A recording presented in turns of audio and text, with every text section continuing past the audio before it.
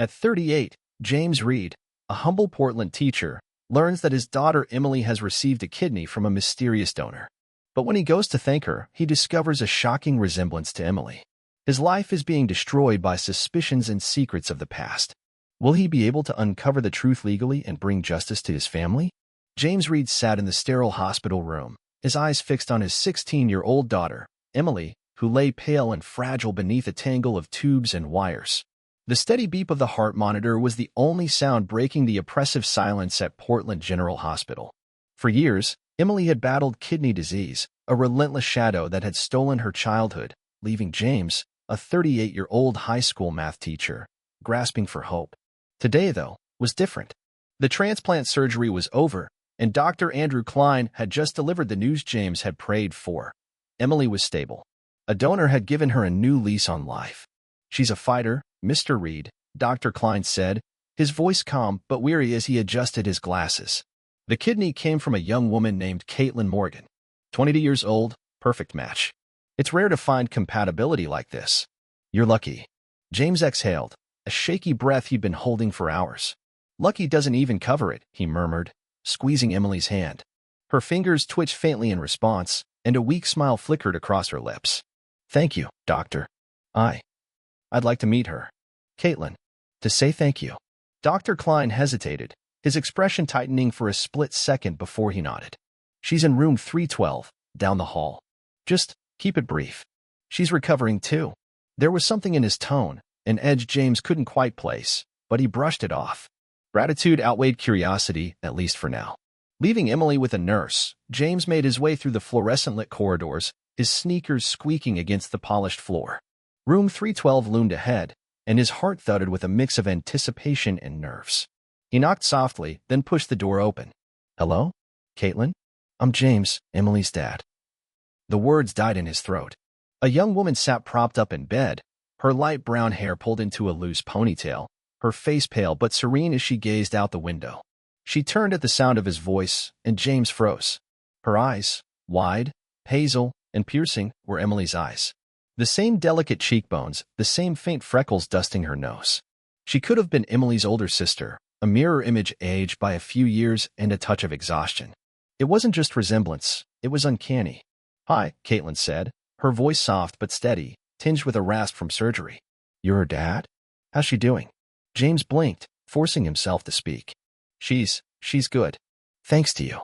I can't tell you what this means to us." He stepped closer, setting a small bag of oranges and juice on the bedside table, a clumsy gesture of thanks he'd grabbed from the hospital gift shop. But his mind raced. Who was this girl? Why did she look so much like his daughter?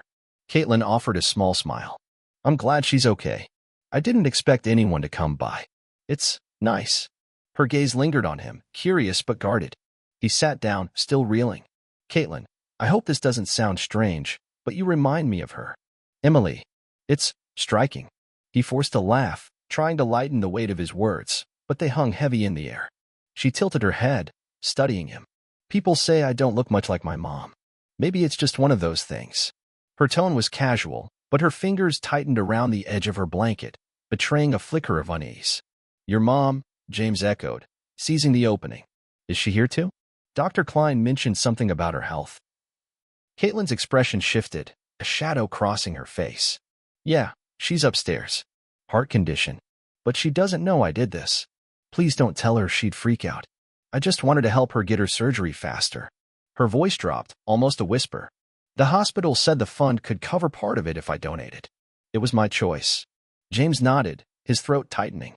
A selfless act, a desperate deal, and yet, that didn't explain the resemblance. His thoughts spiraled back to a time he'd buried deep. Ellen, his college girlfriend from 2 decades ago. She'd been warm, dreamer-like, always talking about family while he chased ambition. They'd parted ways bitterly. She'd left town, and he'd moved on, eventually marrying Sarah, Emily's mom. But Ellen had hinted at a pregnancy once, a claim he dismissed as a plea for attention. Could it be? "I won't say anything," he promised, meeting Caitlin's eyes. "But you've done something incredible. For Emily, for your mom. I needed to see you." She smiled again, softer this time. "Thanks. It means a lot." As James left the room, his mind churned. The resemblance wasn't a coincidence. He felt it in his bones. But there was more to this. Why had Dr. Klein seemed cagey? What wasn't Caitlin telling him? And if she was Ellen's daughter, what did that mean for him? For Emily? He stopped in the hallway, leaning against the wall as a chill ran through him. Something bigger was at play, and he was determined to uncover it. Legally, carefully, but relentlessly. This wasn't just about gratitude anymore. It was about truth. James Reed paced the cramped living room of his modest Portland home, the glow of a single lamp casting long shadows across the hardwood floor. Emily was still in the hospital, recovering, but his mind was far from at ease. The image of Caitlin Morgan, her hazel eyes, her uncanny likeness to his daughter, haunted him. He'd barely slept since meeting her, replaying every detail of their conversation. Her selflessness, her guarded mention of her mother, Ellen Morgan. The name clawed at memories he'd buried for 20 years. "Sarah, I need to tell you something," he said, turning to his wife. Sarah sat on the couch, her dark hair pulled into a messy bun, her face etched with exhaustion from days at Emily's bedside. She looked up, sensing the weight in his voice. "What's wrong? Is it Emily?" "No, she's fine. It's the donor. Caitlin." James sank into the armchair, rubbing his temples. "She looks exactly like Emily. It's not just a resemblance. It's like they're related. And her mom's name is Ellen." Sarah's brow furrowed. "Ellen? Wait, you mean you're Ellen? The one from college?" Her tone sharpened, a mix of disbelief and unease. She'd heard the story years ago. James's first love, a woman he'd dated before meeting Sarah, a relationship that ended in a messy breakup. He'd painted it as ancient history, nothing more. "I don't know for sure," James admitted, his voice low. "But the timing fits. We split up 20 years ago. Caitlin's 22. Ellen told me once she might be pregnant, but I didn't believe her. I thought she was just trying to keep me from leaving. What if I was wrong?" Sarah's eyes widened, then narrowed. "James, are you saying Caitlin could be your daughter? And you're just now figuring this out?" "I don't have proof," he said quickly, raising his hands. "But I can't ignore it. I need to talk to Ellen, see if it's true. Caitlin said she's in the hospital too. Heart condition. I owe it to Emily, to all of us, to find out." Before Sarah could respond, the doorbell rang, sharp and insistent. James frowned, glancing at the clock, 9:47 p.m. Who'd come this late? He opened the door to find 2 police officers standing on the porch, their expressions grim. "James Reed," the taller one asked, his badge glinting under the porch light. "Yes, that's me," James replied, a knot forming in his stomach. "We need you to come with us. There's an issue at Portland General. Your daughter's involved." Panic surged through him. "Emily? Is she okay?" "She's fine. Physically," the officer said, his tone clipped. "But she's been accused of falsifying medical records. We've got a warrant to search your home. Step aside." James's world tilted. "What? That's insane. She's 16. She just had surgery." Sarah rushed to his side, her face pale. The officers brushed past, one heading for the desk where James kept his laptop, the other barking orders into a radio. Within minutes, they'd seized his computer and a stack of papers, hospital bills, insurance forms, anything tied to Emily's care. At the station, the truth hit like a punch. A detective slid a file across the table, documents claiming Emily had forged donor consent forms, implicating her in an illegal transplant scheme. The signature on the papers? James's own scrawl, or a damn good fake. "This is nonsense," he snapped, slamming his fist on the table. "Someone's setting her up." "Calm down, Mr. Reed," the detective said, unfazed. "The hospital flagged it. Dr. Klein says you pressured him for a donor, bypassing protocols. Evidence points to you both." James's blood ran cold. "Klein? The man who'd seemed so helpful? That's a lie. I never." "Tell it to the judge," the detective cut in. "You're free to go, for now. But don't leave town." Back home, Sarah was in tears, clutching her phone. "They're saying Emily could lose her transplant if this sticks." "James, what the hell is happening?" "It's a setup," he growled, pacing again. "Klein's covering something. Maybe he knows about Caitlin, about Ellen. I met her yesterday, and now this? It's too convenient." Sarah grabbed his arm, her voice trembling. "You think this is about your past? Ellen? Caitlin?" "I don't know," he admitted, meeting her gaze. "But I'm not letting them pin this on Emily. She's innocent. She's a kid, for God's sake. I'll figure this out." The next morning, James stormed into Portland General, ignoring the receptionist's protests, and barged into Dr. Klein's office. The doctor looked up from his desk, startled, his glasses slipping down his nose. "Mr. Reed, you can't just cut the crap," James snapped, leaning over the desk.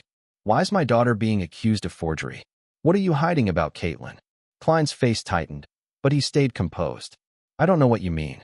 The hospital found irregularities. Your signature was on the forms. I had to report it." "Bullshit," James shot back. "You know more than you're saying. Caitlin's mom, Ellen Morgan. Is she the Ellen I used to know?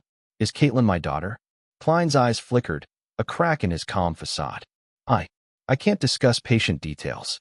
You need to leave, or I'll call security." James straightened, his voice low and steely. "You're in on this, aren't you? Someone's trying to bury the truth, and I'll find out why. Legally, you can count on it." As he left, the pieces clicked. Ellen's illness, Caitlin's sacrifice, Klein's evasiveness. Someone wanted this secret locked away, and they were willing to destroy Emily to do it. James clenched his fists. He'd fight this, not with rage, but with the law. The past had come knocking, and he wouldn't let it ruin his family. James Reed sat at the cluttered kitchen table of his Portland home, a steaming mug of coffee untouched beside him. The clock ticked past midnight, but sleep was a distant dream. His laptop screen glowed with scanned hospital documents, copies he'd begged a nurse friend to sneak him, while old letters from Ellen, yellowed and creased, lay scattered like ghosts of his past. Sarah hovered nearby, her arms crossed, her voice tight with worry. "James, you're obsessed. What if this gets worse? What if they take Emily away?" "They won't," he said, his jaw set. "Someone's framing her to shut me up, and I'm not stopping until I know who and why." The accusation against Emily, forged donor forms tied to his name, had turned their lives into a nightmare. The hospital claimed he'd pressured Dr. Klein for an illegal transplant, but James knew it was a lie. Caitlin Morgan's face, so like Emily's, burned in his mind. Was this about her? About Ellen? He had to find out. Sarah sighed, softening. "Okay, but we do this together. What's the plan?" James tapped a letter dated 20 years back, Ellen's looping handwriting still vivid. "She wrote this right before we broke up. Said she was pregnant, begged me to stay. I called it a bluff, told her I had to focus on my teaching degree. She left town after that. If Caitlin's her daughter, the timeline fits. I need to see Ellen, confirm it." "And the hospital?" Sarah pressed. "Klein's hiding something, right?" James nodded. "I've got a friend, Mike Larson, a reporter. He owes me a favor. If there's dirt on Klein or the hospital, he'll sniff it out." The next day, James met Mike at a dim coffee shop downtown. Rain streaked the windows as Mike, a wiry guy with sharp eyes, slid into the booth. "You look like hell, Reed," he said, grinning. "What's this about?" James leaned in, voice low. "Emily's being framed, forged records, my signature. It started after I met Caitlin Morgan, her donor. She's Ellen's kid. My ex looks just like Emily. Klein's dodging questions, and now this? It's connected." Mike whistled. "Damn, you think Caitlin's yours?" "Maybe," James said, his throat tight. "But someone's desperate to bury it. Can you dig into Klein? The hospital's donor program." "On it," Mike replied, scribbling notes. "Give me a few days." Meanwhile, James headed to Portland General, heart pounding as he rode the elevator to Ellen's floor. Room 418. He knocked, and a faint come-in drifted through. Ellen Morgan sat by the window, her russet hair dulled by illness, her frame frail, but her eyes still piercing, like Caitlin's, like Emily's. She turned, and recognition flashed across her face. "James." "Ellen," he said, stepping inside. "It's been a while." She stared, then gave a wry smile. Understatement of the century. "Why are you here?" He sat, choosing his words. "Your daughter, Caitlin, she saved my Emily. Gave her a kidney. I met her, and she looks like my kid." "Ellen, is she?" Ellen's smile vanished, her hands clenching. "Don't. You don't get to ask that. You walked away." "I know," he said, voice breaking. "I was wrong. But I need the truth. Is she mine?" She looked away, eyes glistening. "She's mine. That's all that matters. I raised her alone after you chose your career over us." James swallowed hard, guilt crashing over him. "I'm sorry, but something's off. Emily's being accused of forging Caitlin's consent. Someone's targeting us, maybe because of this." Ellen's head snapped back, Shock replacing anger. What? Caitlin donated willingly, for me. The fund promised to cover my surgery if she did. She didn't tell me, but I found out. The fund. James frowned. What fund? Some hospital charity, she said. Dr. Klein arranged it. Said it was legit. A chill ran down James's spine. Klein again. Before he could press further, his phone buzzed. Mike. Found something, the text read. Meet me ASAP. Back at the coffee shop, Mike slid a folder across the table. Portland General's donor program's a front. The fund Hope Health takes donations from rich families, then pressures vulnerable patients into donating organs. Klein's the middleman. Caitlin's case? They fudged her paperwork to make it look coerced, probably to scare her off asking questions. Your signature on Emily's forms? Forged by the same guy who handles their books. James's fists clenched. They're framing my daughter to cover their tracks? Yep, Mike said. And it gets worse. Ellen's surgery? Delayed on purpose.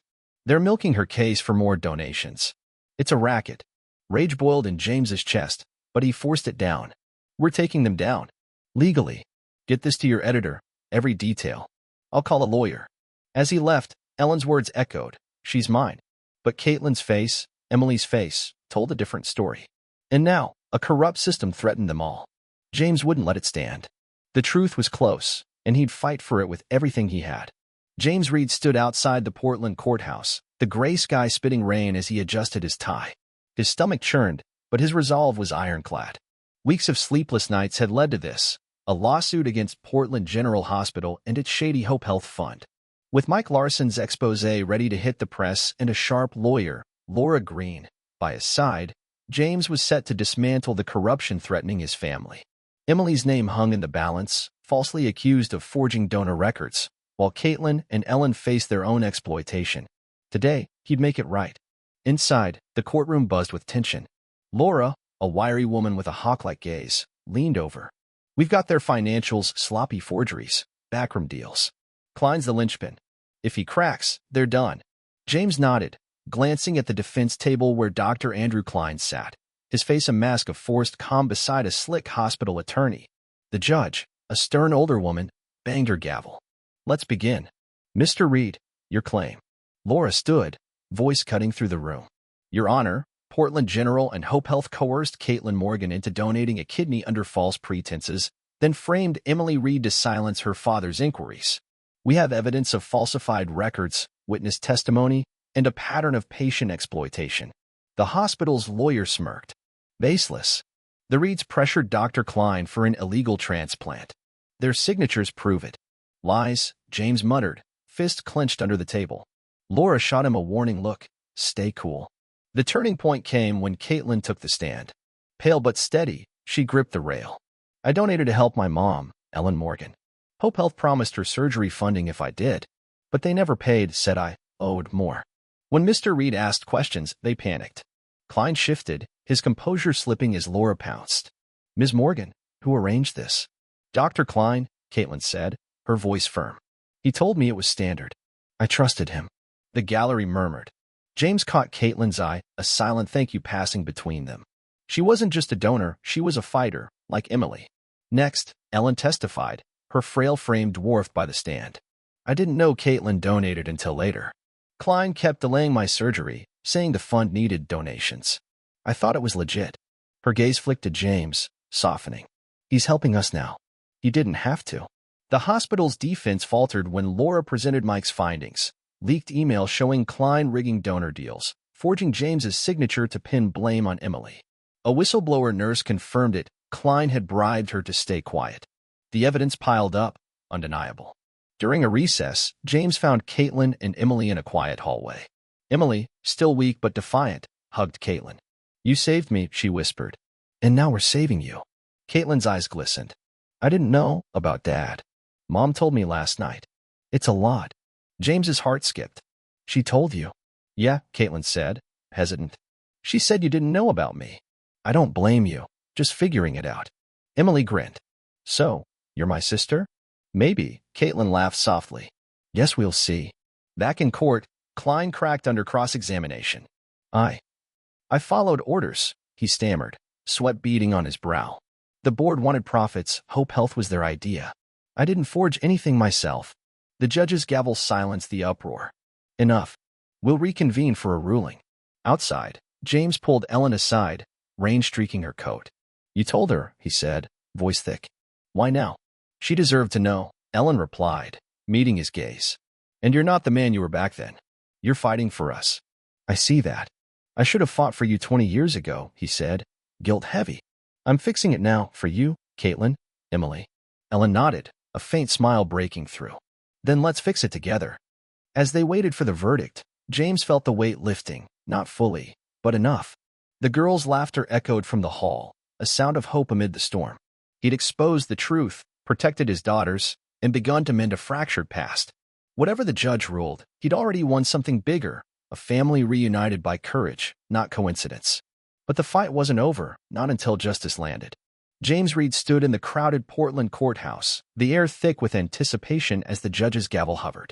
The past weeks had been a whirlwind, lawsuits, revelations, and raw emotions, but today, it would end.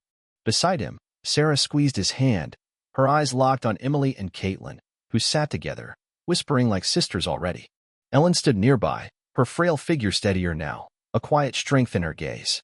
They'd fought for this moment, and James felt it in his bones. Justice was coming. The judge cleared her throat, her voice cutting through the hum. After reviewing the evidence, forged documents, coerced donations, and systemic fraud by Portland General's Hope Health Fund, I rule in favor of the plaintiffs. Dr. Andrew Klein is stripped of his medical license, and the hospital must pay restitution to affected families, including the Reeds and Morgans. Hope Health is dissolved, effective immediately. A cheer erupted from the gallery. James exhaled, a weight he'd carried for months lifting as Sarah hugged him tight. We did it, she whispered, tears streaking her face. Across the room, Klein slumped, his polished facade shattered, while the hospital's lawyers scrambled to salvage their defense. It was over, the corrupt machine that had preyed on vulnerable patients, that had framed Emily and exploited Caitlin, had crumbled. Laura Green clapped James on the shoulder, grinning. Told you we'd nail them. Mike's story hits the papers tomorrow, front page. They won't recover from this. Thanks, Laura, James said, voice hoarse. For everything. But the real victory wasn't just in the courtroom. It was in the hospital later that day, where Ellen awaited her long-delayed heart surgery, fully funded by James's settlement share. He'd insisted, despite her protests. Your family now, he told her, and she hadn't argued again. As nurses prepped her, Ellen gripped his hand. You didn't have to do this, James. But I'm glad you did. I owed you 20 years, he replied, meeting her eyes. I'm not running anymore. Caitlin hovered nearby, her smile soft but nervous. She'll be okay, right? She's tough, James said, pulling her into a quick hug, his first as her father. Like you. The surgery went flawlessly, and within days, Ellen was recovering, her color returning. Caitlin and Emily took turns visiting, their bond growing with every shared laugh and story. One afternoon, James found them in Ellen's room, giggling over a photo Caitlin had dug up, an old snapshot of Ellen and James from college, arms around each other, grinning like the world was theirs. Look at you two, Emily teased, nudging James as he peeked over her shoulder. You were cute, Dad. Were. James shot back, mock offended, and the girls dissolved into laughter. Ellen caught his eye, a spark of their old warmth flickering. It wasn't romance, not yet, but a promise of something new. 2 years later, the Reed Morgan family gathered in a sunlit backyard, transformed for Caitlin's wedding. Flowers lined the tables, music floated through the air, and guests buzzed with joy. James stood beside Emily, now 18 and radiant, her health restored. Caitlin, stunning in white, walked down the aisle on James's arm, her groom, Ryan, beaming at the altar. As they exchanged vows, James felt a lump in his throat, pride, gratitude, a second chance he'd never imagined. During the reception, Emily tugged her boyfriend, Josh, over to the head table. Dad, Mom, and Ellen, we've got news, she said, her grin wide. Josh proposed last night. I said yes. Sarah gasped, pulling her into a hug, while Ellen laughed, tears brimming. 2 weddings in 2 years? You're keeping us busy, kid. James shook Josh's hand, his approval clear. Welcome to the chaos, son. Then he turned to Caitlin, who joined them, Ryan at her side. You started this, you know, bringing us together. Caitlin smirked. Guess I'm good at fixing families. Later, as the party wound down, James and Ellen sat alone under a string of lights, the night cool and quiet. Stars glittered above, and she tilted her head back, thoughtful. Think Caitlin and Ryan will have kids soon? Or Emily and Josh? We might be grandparents before we know it. James chuckled, sipping his drink. I'm ready. Nothing beats watching this family grow, after everything. Ellen turned to him, her smile gentle. I'm glad we found our way back, James. It's different now, but it's good. Better than good, he said, taking her hand. It's right. That night, James stepped into the garden alone, the breeze rustling the trees. He thought of the hospital days, Emily's fight, Caitlin's courage, Ellen's forgiveness. He'd been a fool once, walking away from love, but fate had given him a redo. Thank you, he murmured to the stars, a quiet vow to never take it for granted again. The liars had fallen, justice had prevailed, and his daughters thrived. For James, that was the sweetest win of all,